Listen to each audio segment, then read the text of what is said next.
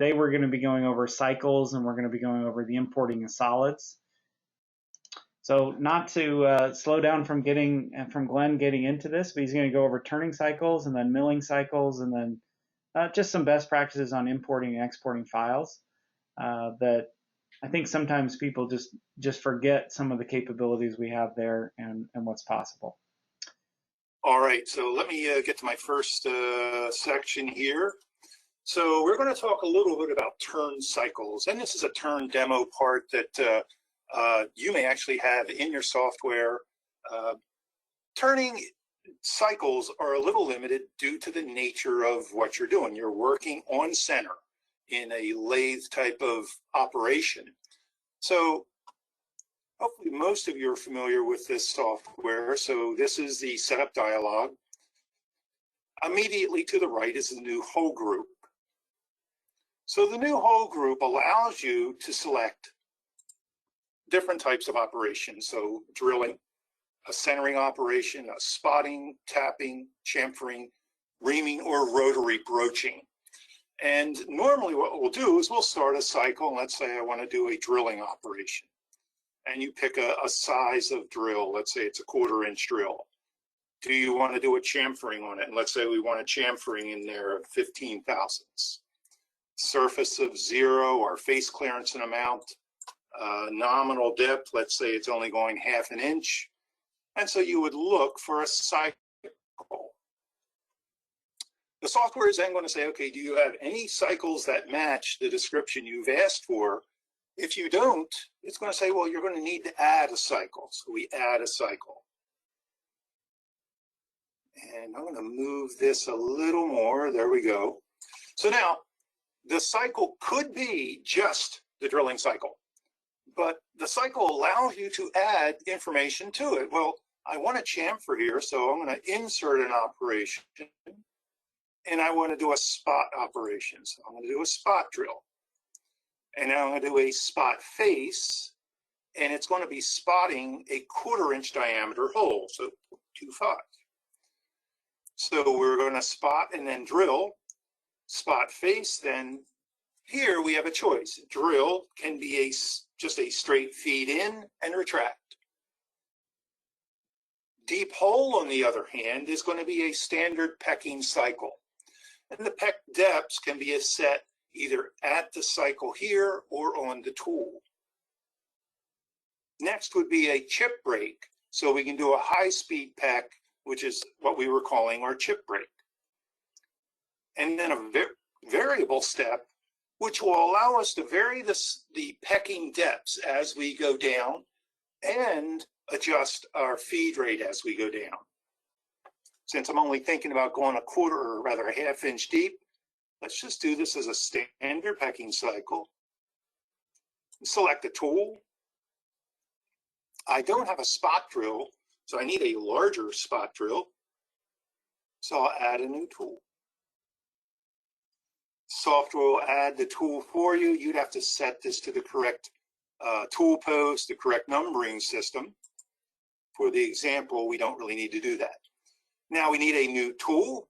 So we add a new tool. Once again, you would fill in your information, and it builds that cycle for you. So now the deep hole peck cycle comes from the tool itself. And so it's going to default to 1/2 tool diameter. But I can just as easily come in here and say, I want a different one, and we're going to go at full depths. So you could set it to full depths. And let's say you change your mind. I don't want to do a standard pecking cycle. I want to do a chip break. Well, now nothing's changed except this. We come to our edit cycle, and now we have different changes we can make. So I can say this high-speed peck is going to go back to the 1/25, but I'm going to retract after each one by 50 thousandths. We could also do the variable step, come to our edit hole operation. Now we have an axial step that we can change. We can decrease this by any percentage we want. We can set this to do a minimum step. We can also set it to do a feed factor for the first pecking cycle.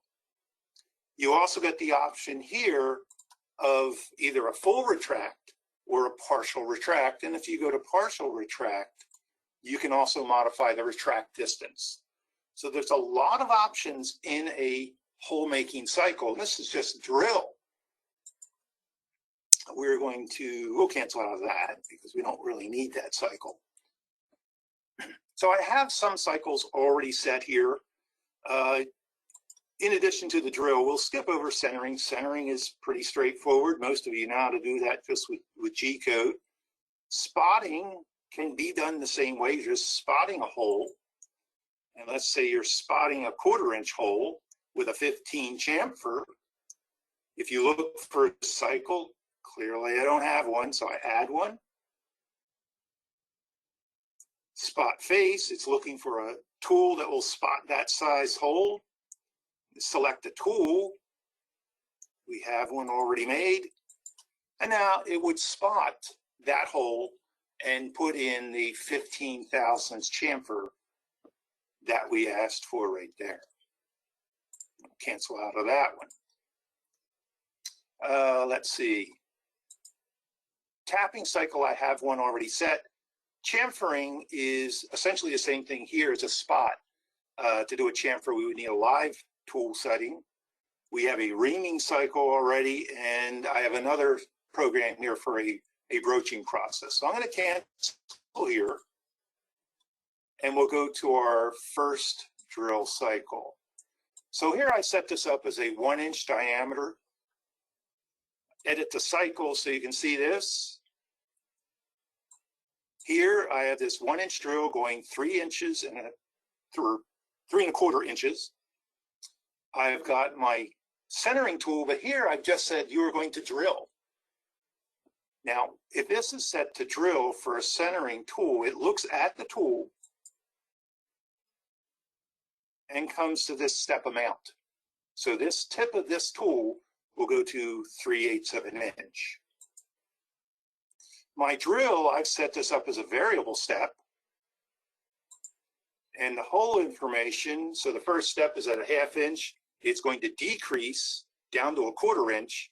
I set my first feed factor at 1.5 times the initial step, and it's a full retract.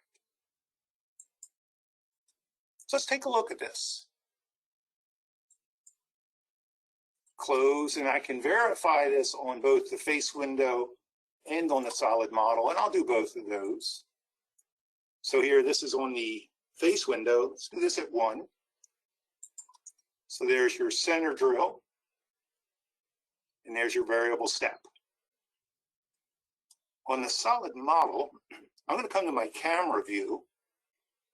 I'll go to a wireframe view. It's just, you can see a whole lot more. Let's go 1. And hide that. We'll verify it down here. And so now you can see the tool itself doing the motions on your solid model. So that's just a standard drilling cycle. We can set them up a number of ways. Now I set up another one here. We're going to go to this 1 inch ream, and I'm going to come to this button here. This is the show profiles and holes for this work group only. It makes it a little clearer. So in this, I've said we're going to ream this hole, and we're looking at reaming this 1 inch diameter down here. So in here, I set this up as a reaming process. I went with the 1 inch. Face clearance, I have 50 thousandths. I'm going to go 3 inches deep. And in my cycle, I set this up to do a center, and you'll see that center tool is there. Here, I've set this depth. Now, this depth field, normally if I train you, I'm going to tell you try to leave the depth field alone, because if you put a value in there, it'll override the automatic calculations. So we're going to see this at 100 thousandths. Our drill itself is going to go down, and that is a 61/64 drill, and then my boring operation. Now on the depth field here, you'll see this is at 0.1. The tip of the tool is going to 0.1, and these here are all tip values. So let's verify this.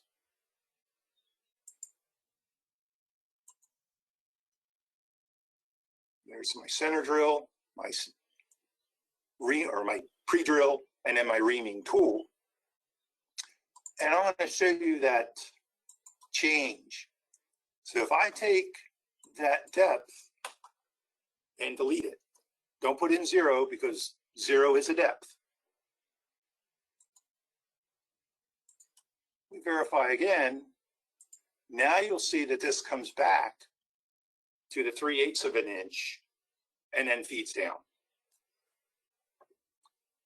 One more here. This is a standard tap, albeit large, but a standard tapping cycle. Here, this is a 1.5 inch 12 tap. Most of you probably haven't used that size of a tap, but I have. And they're large, but if you don't have a thread mill, this is what you're going to use. So I set in the depth and I've built the cycle. So I've done my center drill as we've shown before. I have my tap drill, which in this case is really large, a 1 27/64. That's 1.422 wide. And then my rigid tap. Now here in a tapping cycle, I have choices of float tap or rigid tap.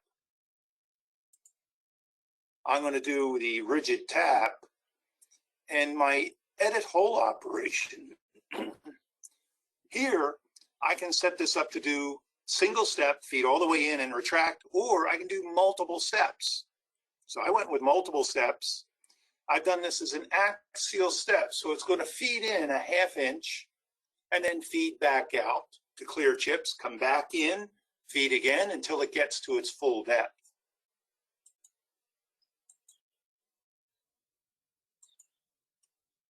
And we'll verify this one.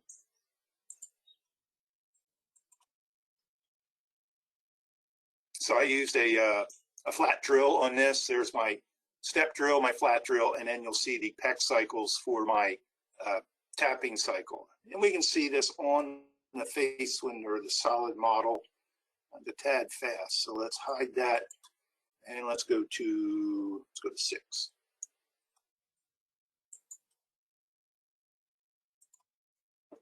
That's a little easier to see. Now, you won't see the threads for a tapping cycle put in.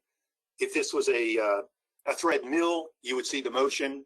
You would also see the flutes on the thread mill. We will see that a little later on. A tap is essentially just a cylinder going down. So that would be your standard types of tap, or I should say standard types of cycles in a turning style window. So let's move on to the rotary broach. So we're going to go to another face window here. So in this is another program. This is the 43-1009. So if you've taken the training, you've seen this part many times. But a rotary broach. So in this, we set this up just like before. We set up a cycle. We picked rotary broach. We put in the diameter for our broach. We decided, did it want a chamfer? What type of information? We're only going 100 thousandths deep in this. So this cycle that I've made here, I have a spot face for the major operation. So remember, spot face always matches the major operation. So in this case, the rotary broach is 165. The spot face is 165. I put in my tap drill, or my primary drill. This is going 95 thousandths deeper than the hole operation. So let's move this out of the way. I'm going to cancel that. So we move this over here. This depth is 100 thousandths.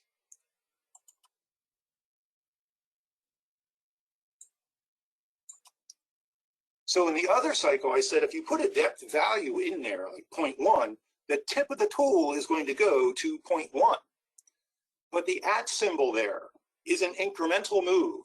So now, whatever the depth is for my rotary broach, this drill is going to go 95 thousandths deeper than that.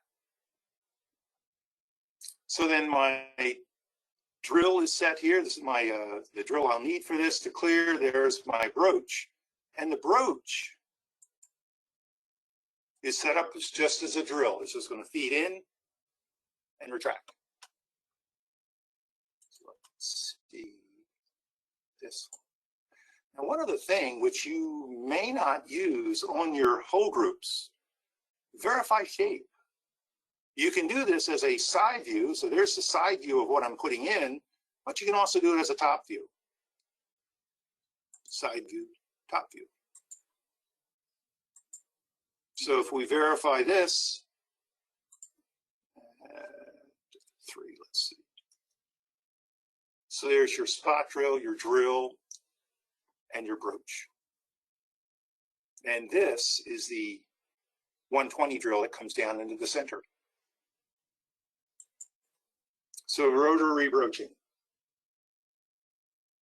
Now we'll move into essentially a milling style face window, but I've included it in this turn section because the next two are keyway broach and rotary broach. So the keyway broach, or I should say the index broach that we're doing now, index broach is going to go into a mill end index face window. So we're going to index this around to make this broaching process. And in a rotary broach, yeah, I keep saying rotary broach, I apologize, this is the index broach. In this, I've already pre-drilled the hole in the turning face window. It could have been added into here. That would be perfectly okay, but I have this drilled already in the other face. So if we edit our cycle,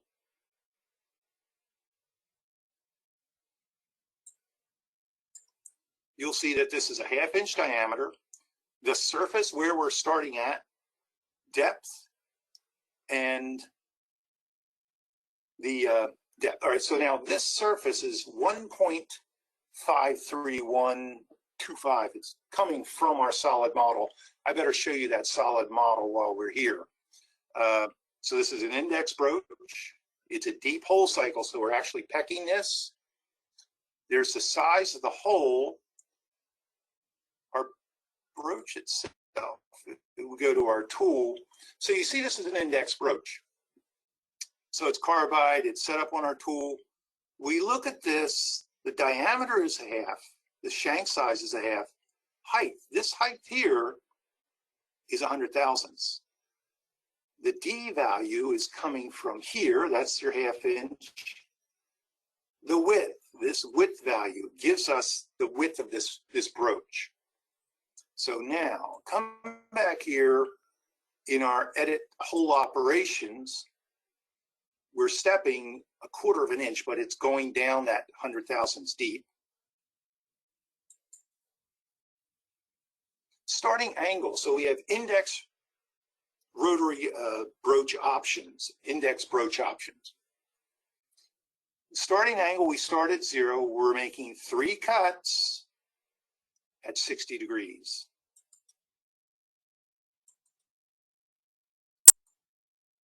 So let's verify this one.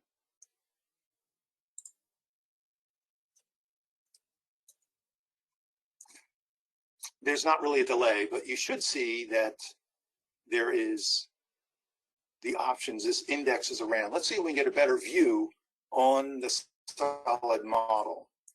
So you'll see that the broaching process is down in the bottom of this. So I'm going to make this a wireframe view. So now we're broaching from this face the 3/4 of an inch down. And we're going to put this at 3. We'll turn off these two.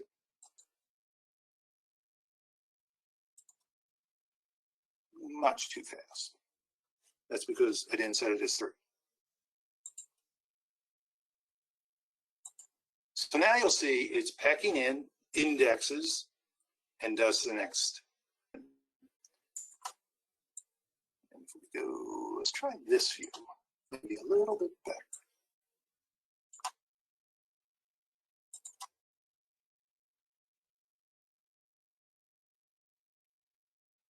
You'll see that it didn't match up exactly with that. So if we wanted to, if you really insisted, we can come back in here and we could edit the cycle. We could go to our edit hole operations, index broach operations. Instead of starting at 0, if we started at 30,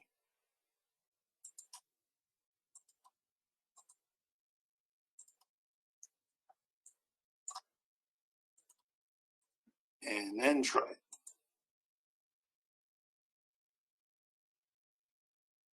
It's hard to see, but it actually lines up with that hex head that's in there. All right, so an index broach. Once again, you're just going to the hole operations, picking out the type of process you want. In this case, we went to an index broach. Now, a keyway broach. Keyway broaching is a lot more complicated because the keyway broach has a lot more information to it. So I put notes on this whole group for keyway broach. Scroll in a little bit. There we go. In the whole group, set the keyway broach diameter to the inside of the broach shape. So we set that in there, that's a 1/2 inch. Set the remaining hole group parameters to match the hole you're making. So the remaining,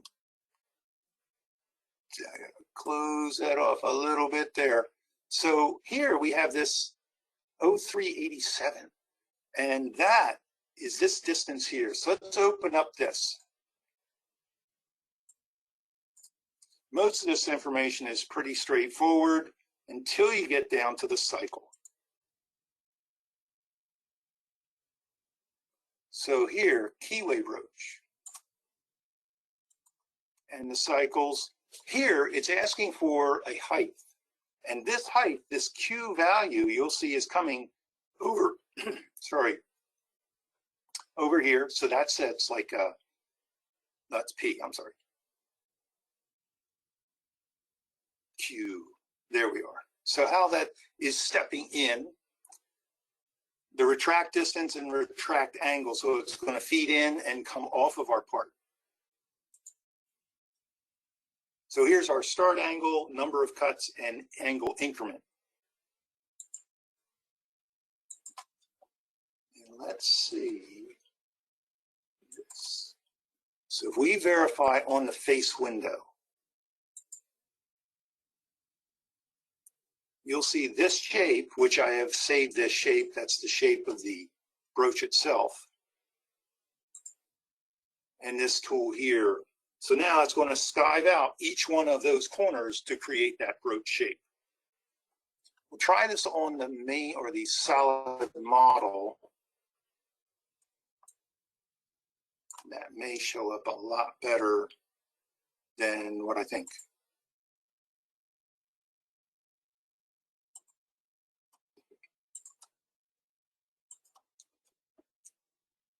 Because it's not in good sign.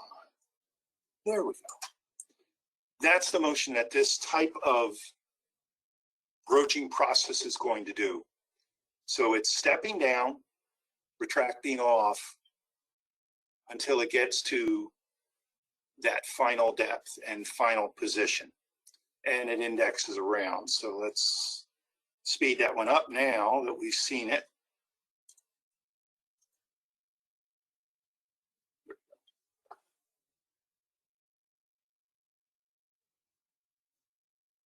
Now, I'm sure you have questions. We'll probably stop for this when we get done the cycles, and then we can take a look at solids. So I'm going to press escape to finish that. So that's keyway broaching. Next one is the, we'll look at it as a thread mill. Now, thread milling, you're familiar with this part here. This is our standard Swiss demo. That section right there has a 256 thread done to it. And it's very easy to do a single point OD thread. But for this example, what we did is we set up a face window with a thread mill. So for a thread mill, we're taking a milling process or profile. So instead of going to the whole group, which in this particular window, I can't use a whole group since this is a mill and polar, I would have to go to a profile group. So this profile group, I can choose thread mill. Let's go down here. We're going to cancel out of that one and open up this. So this is a thread mill, and I choose what direction do I want to do, from bottom up or top down. In this case, it's an external, and I pick the thread type I want, right hand or left hand. I pick the surface and depth, put in my clearance values. Here, the diameter is the diameter of the tool itself.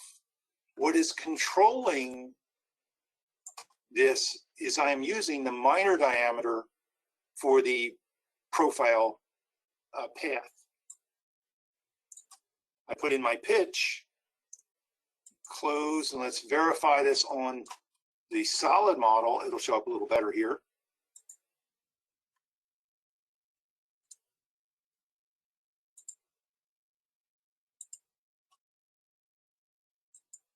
Here you'll see the tool go in and is doing this thread mill on the length of that threaded portion. So in this type of face window, which is a mill and polar, you're going to have to use a milling profile group set to thread mill to create this.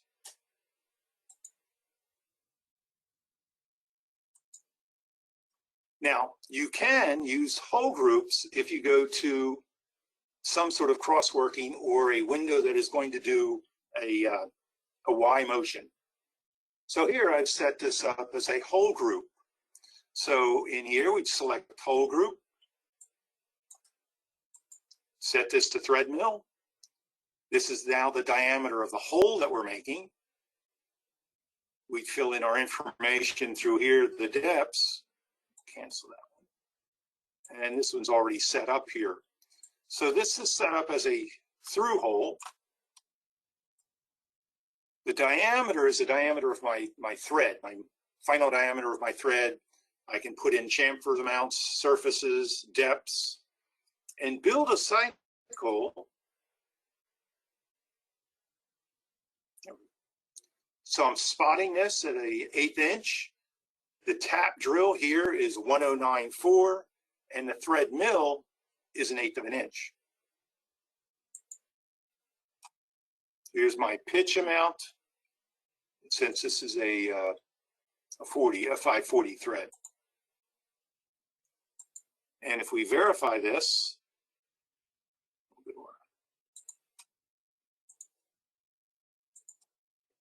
so there's your spot, your drill, and there's your thread mill, cross-working thread mill. All right. Milling gives you tremendous amounts of cycles that you can choose. So the next sample I have is actually in a milling, standard milling cycle, but all of these are available in Swiss or turn mill. It's just, this is a good one to have all of these in. So cycles that you can do in a whole group, drill we've seen, center spot, but we also have end mill. And end mill allows you to do a helical feed in.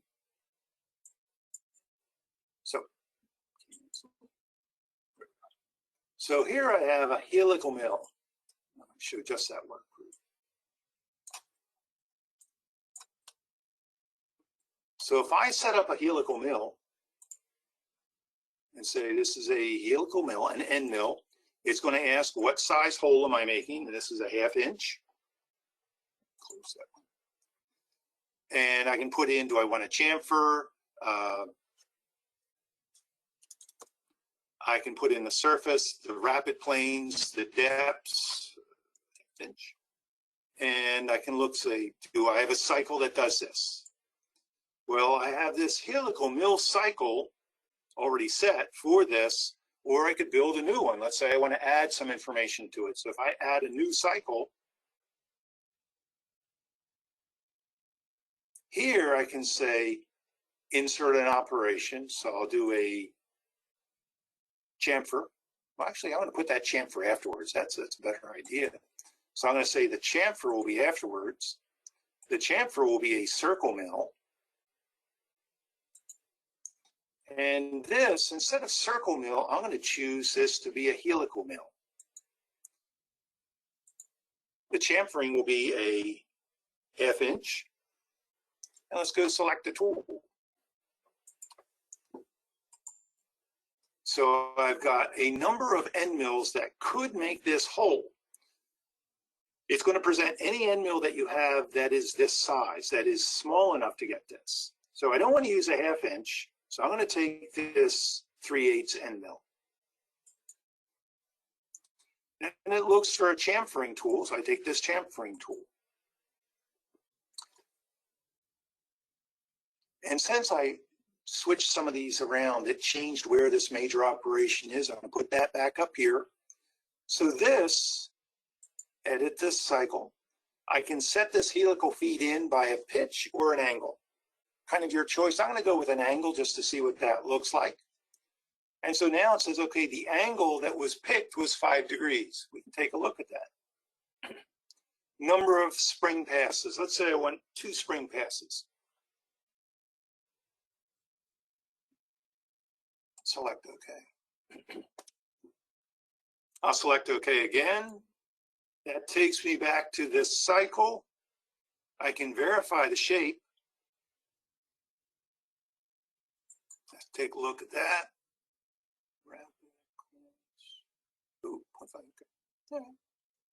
Go take a look. And what I want to do is I want to select a hole. So I'm going to take the I'll take the single hole icon on my solid model. And let's verify this one. So let's go to here and change that speed.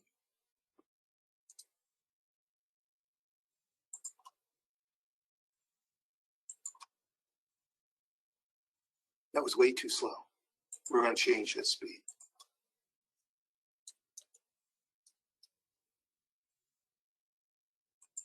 There we go. A little faster. So now it's just doing a helical feed into my material. And if we show the wireframe view, you'll see that feeds down, gets down to the bottom, and does the 2 spring passes that we asked for. And I'm just going to change that speed to 0, and it'll be a lot easier to see.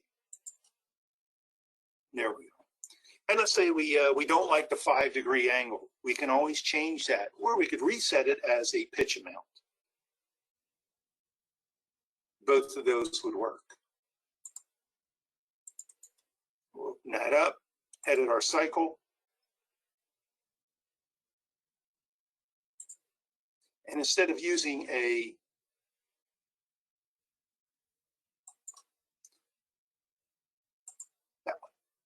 instead of using an angle, we can just go to a pitch.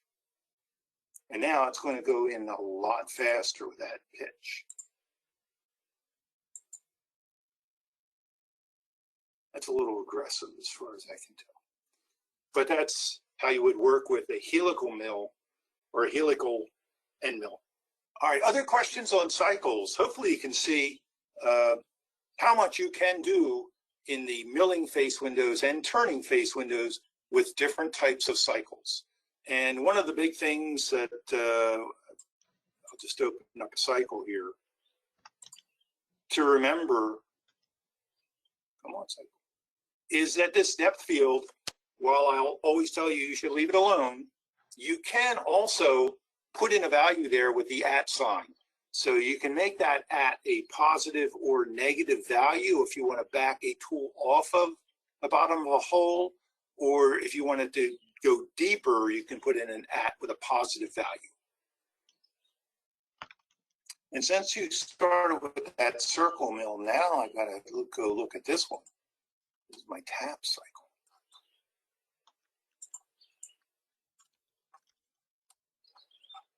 So this is a tap cycle here, which we've looked at the tap already, but in this, I did a centering operation.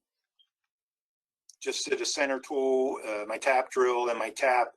And in this, I chamfered at the end of this, and I'm curious where this one's going to go. I'm willing to bet it's going to go in the -Y. It did. All right, so I'm assuming in this particular application of mill, it's going to go in -Y.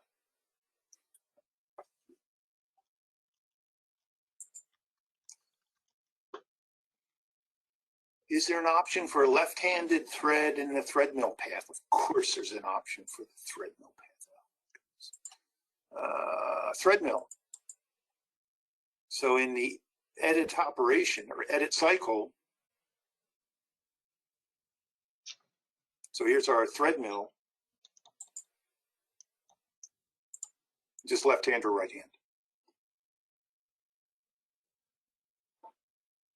I think pretty much all of the options that you'll find in PartMaker are very easy to see. The dialogues are fairly plain. That's one of the things I have always liked in PartMaker is there's very little hidden anywhere. It's all straightforward. So any questions before we take a look at some solids options? I think that's it for now. Let's dig into it. Last fix. All right, so this is the 43-1009. Although this is in your standard download of PartMaker, this is the Swiss Tutorial 2, and it's our plug program. Now this one you'll see doesn't have a model in it, but we can import models. So I'm going to come up either to the import button or to the file and import. Both of those end up at the same location. So you can see that you can import DXFs, CADLs. I don't have any CADLs or DWG files, but I do have DXF files. We have our universal parasolids of XT or XB. And then there's the SolidWorks, both as a single or as a configuration. So there are multiple parts in there. IPTs, STLs, ProEs, and steps. So this particular program, if I went to import and I went to a SolidWorks part file, I have the Swiss 2 solid part. This will come in. There it is. Now, when you import a solid model, and this is a perfect example of it, the modeler, whoever made this, whether it's your engineering department or if it's your customer or could be you, doesn't necessarily have to make the model to how it's going to be made. It's a model, and a lot of times they're not even accurate. So in this particular case, you'll see the coordinate system down here in the lower left side. X is coming out of the center of my part. What I need is Z to come out of the center. So if I go to edit part coordinate system, there's the coordinate system rules right at the top. And it's going to show you I need Z coming out the center. So I want to transform this coordinate system from X coming out of the center to Z. So from position number 1 to position number 3. And I'll click on transform. And that will rotate the model around my axis. So then Now that I have this facing the right direction, then I can say I can actually use this for something, and I can say I want to extract the turn geometry. Well, now that's not going to help me much because it goes across the flats and through the holes. So I can change my turning plane angle, and we're just going to go to a 45 to preview it. Now you see how this is rotating around?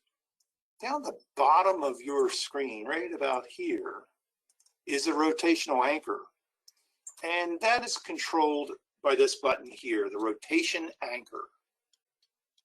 And click on that, and I'm going to make it about the active model, and it's just going to work on the center of that part. And so now you could extract this and put that geometry, should have done it this way. Take all this, we're going to delete all that, and we're going to go to a different color. And we'll extract it so you can see, you can take all that information from the solid model and project it to your face window. It can be very helpful. It can save you a tremendous amount of time. You do also have to be careful that this model actually matches what the part print says. And this particular model does not. You'll see that you have sharp edges on your turn surfaces here. These threads are actually not threads. These are just grooves that were put in the model. So while the model has a lot of good things, you also get the bad things that are in the model. So it's not just SolidWorks part files that we can import. And what I'm going to do is I'm just going to go to a new job. No, I don't want to save that. So in this particular case, this one, trying to get that so I can just come over here. Come on. There we go. So in this, we'll leave it there. That'll be better. So you can go to File and Import and pick whatever type of file you want to come through. I'm going to go to a DXF file. So I want a DXF file. And I have DXF files for classes. And so I'm going to take this one. Now, if you get DXF files, which you may or may not anymore, that's a little bit old school, go to CAD mode. The bottom left corner of the paper will come in at 0, right there. Now, if we go to this zoom to fit, you'll see that that paper is right here. And what you want is actually just that shape right there. So you would get rid of everything. And what you can do with a DXF file is you can zoom in on it, or you can just take your selection and take a guess. I think I need this information. And you can come up here and you can, there it is, hide selected. I always told people when I was getting DXF, just get rid of anything at all except what I need. So they never would. So I'll select everything, delete, and now show off. And there's the actual part that you were going to be working on. So that's what you would want to actually save. So you can see you can import DXF files. Probably not going to get a lot of those. So now importing solids. Now I can import these. We looked at the SolidWorks part file. SolidWorks configuration, and that's this, 2 parts. We're just going to select OK. So this part came in and said, well, it looks like one part. Doesn't look weird. But if I come over here and I right mouse click on the name of this part, you'll see there's an option here that says extract part from model. Click on that. Now this one is nice. It only has 2 parts. You can get them with many, many parts in there. So what's part 1? I don't know. What's part 2? I'm not sure. So let's just extract these. So we're going to go to select OK. We're extracting the selected from the part. And so now I can come over here and I can say, well, I'm going to turn off that one. That's the thread toolpath that they're not toolpath, but the thread that they put into the model to make that. So that's not really necessary. So what I could do, I could then come in here, delete that. Yes, we're going to delete it. That's why I said. And now I can come back up here, turn the light bulb back on. There's the part I want. So you can import configurations, and you're lucky if you just get 2 parts in there.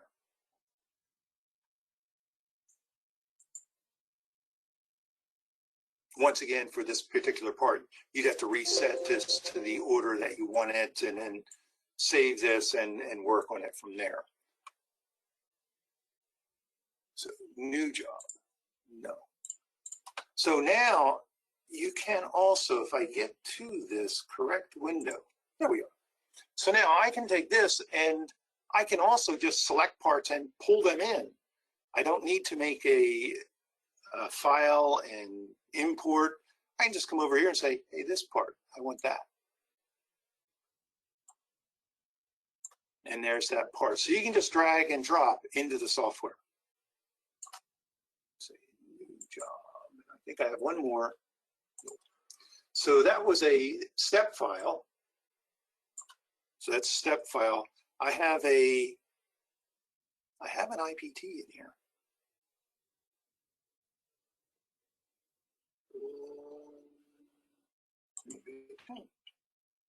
Import. Oh, I did. I knew I had one. There it is, Swiss screw. There you go. So there's another one, an IPT file. Now the others, I didn't have a Pro E. STLs are really just, I will usually call them a balloon.